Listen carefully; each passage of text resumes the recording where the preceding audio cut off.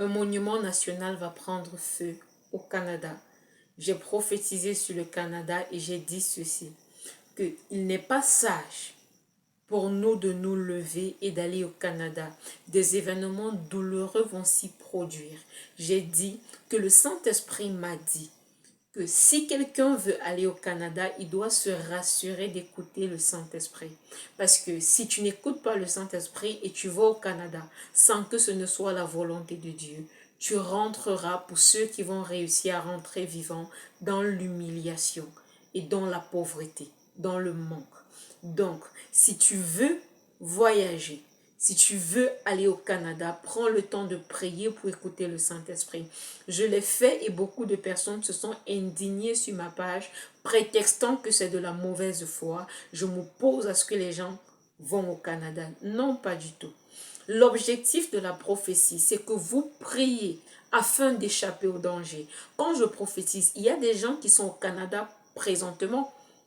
Il y a des personnes qui vivent là-bas et leur vie est en danger. Pourquoi prophétiser en fait? Prophétiser, c'est pour qu'on prie. Par la prière, tu peux échapper au danger. En priant, le Saint-Esprit te dira quoi faire pour pouvoir te mettre en sécurité.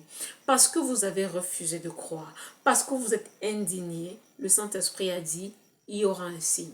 Donc attendez, vous allez voir un signe au Canada qui sera la preuve de ce que je vous ai dit.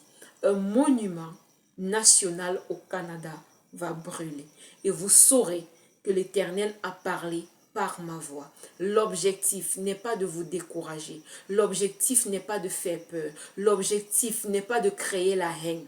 Des événements négatifs sont en train de se propager sur toute la terre. Si je viens prophétiser, c'est afin que quelqu'un soit avisé, que ce soit ceux qui sont déjà au Canada, que ce soit ceux qui ont les ambitions d'y aller. Ne faites rien sans le Saint-Esprit. J'ai rencontré Dieu physiquement sur la terre et elle m'a permis, dans sa chair humaine, de comprendre ceci. Tout ce qui n'est pas né de Dieu va finir dans la destruction. Je sais que dans les pays africains, ça va mal.